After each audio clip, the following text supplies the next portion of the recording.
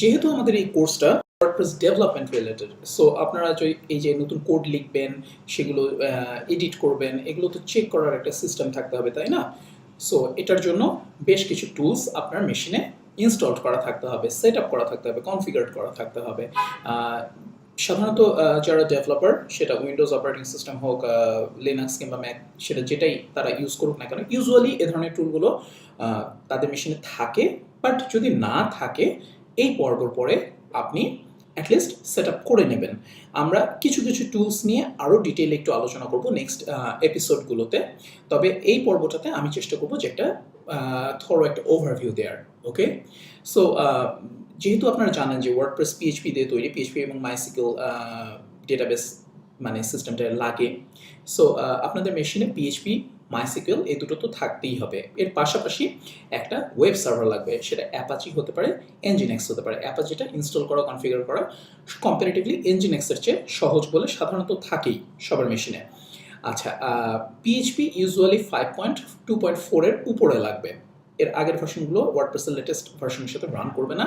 তবে এখন মানে আসার কথা যে সব হোস্টিং বলেন বা হোমব্রু বলেন বা যে কোনো জায়গায় হোক না কেন, আপনি সেট আপ করতে গেলে আলটিমেটলি পিএইচপির একদম লেটেস্ট ভার্সনটাই পাবেন, 5.6 এর পরে, অথবা এদিক দিয়ে 7। আর মাইসিকিউলও যদি আপনার লাগে, মাইসিকিউল আপনি 5.6 এর পরে লাগবে, অথবা মারিয়া ডিবি আপনি ইউজ করতে পারেন, 10 এর পরে পাবেন।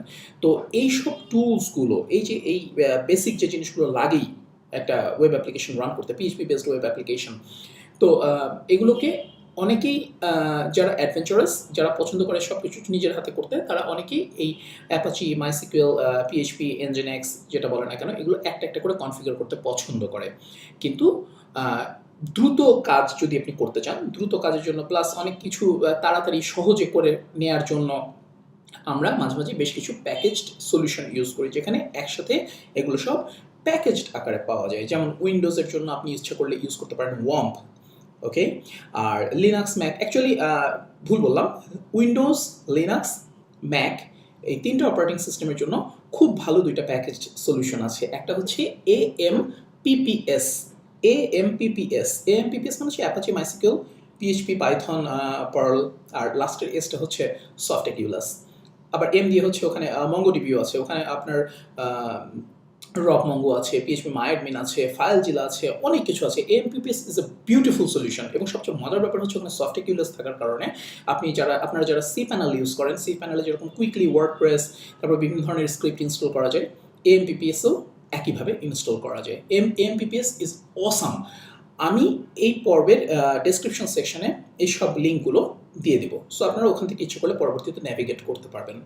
আর এছাড়া আরেকটা প্যাকেজ সলিউশন ইউজ করতে পারেন, সেটা হচ্ছে জ্যাম্প, XAMPP, জ্যাম্প। সো এটাও ভালো, তবে আমার পার্সোনাল ফেভারিট হচ্ছে এএমপিপিএস। ম্যাকের জন্য আবার স্পেসিফিক সলিউশন আছে, যেমন ম্যাম্প, উইন্ডোজের জন্য আছে ওয়াম্প। তবে আমি সাজেস্ট করবো এএমপিপিএস ইউজ করার জন্য, কারণ এএমপিপিএস লিনাক্স, ম্যাক, উইন্ডোজ তিনটাতেই রান করে এবং খুবই সহজ ইনস্টল করা। খুব চমৎকার এর গ্রাফিক্যাল প্যানেল আছে, কনফিগার করা যায়, খুব ইজি, পিএইচপি ভার্সন চেঞ্জ করা যায়। ইটস এক কথায় বিউটিফুল। আচ্ছা, এরপরে যেটা আসলো সেটা হচ্ছে এডিটর, যেটা খুবই ইম্পর্ট্যান্ট। আপনারা জানেন যে আমি জেটব্রেন্সের রিকোয়েস্ট করেছিলাম আপনাদের জন্য, তারা সবাই 4 মাসের ফ্রি কুপন ইউজ দিয়েছে, যেটার ভ্যালু প্রায় $30 মতো। সো আপনারা যারা যারা ইউজ করতে চান আমাকে একটু জানাতে হবে, আমি তাদের সবাইকে একটা করে কুপন দিয়ে দেবো। ওখান থেকে আপনি পিএইচপি স্টর্ম ডাউনলোড করে 4 মাসের জন্য ফ্রি ইউজ করতে পারবেন। ওকে, পিএইচপি স্টর্ম হচ্ছে পিএইচপির বেসড প্রজেক্টের জন্য সবচেয়ে best ID, integrated development environment. এর এত অ্যাডভান্সড ফিচার আছে, এত চমৎকার চমৎকার ফিচার্স আছে, যেগুলো দিয়ে আপনি খুব সহজে, যেমন কোড কমপ্লিশন, ওয়ার্ডপ্রেস রিলেটেড প্রজেক্টের কোড কমপ্লিশন আছে, লারাভেল রিলেটেড প্রজেক্টের কোড কমপ্লিশন আছে, অটো সাজেশন তো আছেই, ডিবাগিং আছে, খুবই খুবই চমৎকার। সো আমি সাজেস্ট করবো আপনারা পিএইচপি স্টর্ম ইউজ করেন। পিএইচপি স্টর্ম একটু হয়তো ভারী মনে হতে পারে অনেকের কাছে, কিন্তু আসলে ওরকম না, আপনি চাইলে ইচ্ছে করলে ইউজ করতে পারবেন। আর এছাড়া আরেকটা লাইট ওয়েট কিছু এডিটর আছে, যেমন আপনি ভিজুয়াল স্টুডিও কোড ইউজ করতে পারেন। আমি এর পরবর্তী পর্বগুলোতে বিশেষ করে ভিজুয়াল স্টুডিও কোডটা কনফিগার করা, পিএইচপি ইউজ করার জন্য কনফিগার করাটা দেখিয়ে দিব। পিএইচপি স্টর্ম তো অলরেডি সব কিছু আছেই, তারপর যদি কিছু না থাকে আমি হয়তো একটা পর্ব কভার করার চেষ্টা করব। আর এছাড়া আরেকটা খুবই লাইট ওয়েট এডিটর আছে, সেটা হচ্ছে সাবলাইম টেক্সট। এই সব লিঙ্কগুলো আপনার ডেসক্রিপশন সেকশনে পেয়ে যাবেন। সো এডিটর আপনার যেটা ইউজ করেন না কেন, ইট ডাজন্ট ম্যাটার। আপনি যতক্ষণ পর্যন্ত কোড লিখতে পারেন, সেটা যদি নোটপ্যাড ক্লাসেও লেখেন, নোটপ্যাডেও লেখেন, ইটস টোটালি ফাইন, আপনার যা ইচ্ছা আপনি ইউজ করেন। কিন্তু যখন আপনি একটা পূর্ণাঙ্গ ফুল ফ্লেজড আইডি ইউজ করবেন, যেখানে এ ধরনের মজার মজার ফিচার্স আছে, তখন আপনি দেখতে পারবেন যে আপনি অনেক স্পিডে কোড লিখতে পারছেন, অনেক সহজে রিফ্যাক্টর করতে পারছেন, আপনার পুরো টাইমটাই অনেক আনন্দময় হয়ে যাবে। ইউল enjoy coding with this editors, ঠিক আছে? এই জন্য আপনার এইসব এডিটর ইউজ করা উচিত। আমার পার্সোনাল ফেভারিট হচ্ছে পিএইচপি স্টর্ম, সাবলাইম, আর হচ্ছে ভিজুয়াল স্টুডিও কোড। ওকে, এরপরে আপনার একটা লাগবে হচ্ছে, আপনি যদি সার্ভারে টেস্ট করতে চান বা হ্যাঁ, সার্ভারে বেসিক্যালি আপনি যদি ওয়ার্ডপ্রেস ডেমো সাইট আপলোড করে টেস্ট করতে চান, তো আপনার একটা এফটিপি অথবা এসএফটিপি টুল লাগবে। হ্যাঁ, তো এফটিপি ফাইল আপলোড করার জন্য তো সেক্ষেত্রে সবচেয়ে বেস্ট না অ্যাকচুয়ালি, ভালো টুল হচ্ছে ফাইলজিলা। আবার ক্রোম ফায়ারফক্সেরও বেশ কিছু এক্সটেনশন আছে এরকম এফটিপি এসএফটিপিতে কাজ করার জন্য। আর এছাড়া আরেকটা মজার জিনিস আছে, যেটা আমি আলাদা একটা সেপারেট এপিসোডে কভার করবো, সেটা হচ্ছে আপনারা চাইলেই ধরেন ওয়েব হোস্টিংয়ে তো এগুলো সব কিনতে হয়, তাই না?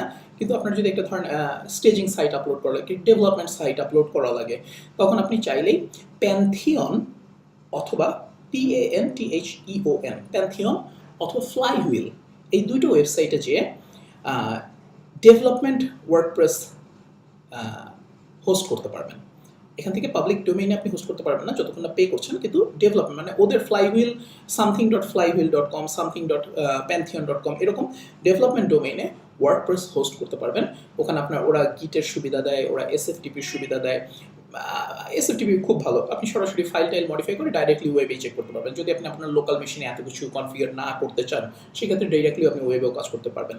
আর তাছাড়া তারপরেও যদি প্যান্থিয়ন বা ফ্লাইহুইল এগুলো দিয়ে যদি আপনার প্রয়োজন না মেটে, তখন আপনি আমাকেও বলতে পারেন, আমি আপনার জন্য একটা সাবডোমেইন সেট আপ করে দেওয়ার চেষ্টা করব। সো মূল কথা হচ্ছে, আমরা যদি ডেভেলপার হই, আমরা যদি ডেভেলপমেন্ট করতে চাই, তাহলে বেসিক্যালি আমাদের এইসব জিনিসগুলো মাথায় রাখা লাগবে, এইসব টুলসগুলো আমার থাকা লাগবে। This is the time you upgrade yourself. কারণ এই কোর্স থেকে আপনি ভালো ভালো কিছু চান, আউটপুট চান, আপনার নিজের স্কিলটাকে আপগ্রেড করতে চান, তাই না? আপনার এখন যা আছে তার চেয়ে একটা উপরের স্কিলে যেতে চান, ক্যারিয়ার আপগ্রেড করতে চান। সো সব কিছুর জন্য মনে রাখবেন যে ভালো টুলস যদি আপনি না ইউজ করেন, তাহলে আপনার কাজের স্পিড স্লো হয়ে যাবে। আপনি একটা ভোঁতা কুঠার দিয়ে কাঠ কাটতে যদি যান, তাহলে দেখবেন আপনাকে অনেকক্ষণ পরিশ্রম করা লাগছে, কিন্তু সেই কুঠারটা যদি আপনি খুব ভালো করে ধার করে নেন, তারপরে যদি আপনি কাঠ কাটতে যান, তখন দেখবেন যে আপনার অনেক অল্প পরিশ্রমে আপনি অনেক বেশি কাঠ কাটতে পারছেন। এই টুলসগুলো ঠিক একই রকম। আপনার হাতে যদি ভালো টুলস থাকে, তাহলে আপনি অনেক দ্রুত, অনেক আয়াসে, অনেক আনন্দের সাথে ডেভেলপ করতে পারবেন। ওকে, সো নেক্সট পর্বে আমরা পিএইচপি স্টর্ম, ভিজুয়াল স্টুডিও এবং প্যান্থিয়ন প্লাস ফ্লাইহুইল নিয়ে আর একটু ডিটেইল আলোচনা করবো, রাইট? ওকে, টেক কেয়ার, বাই বাই।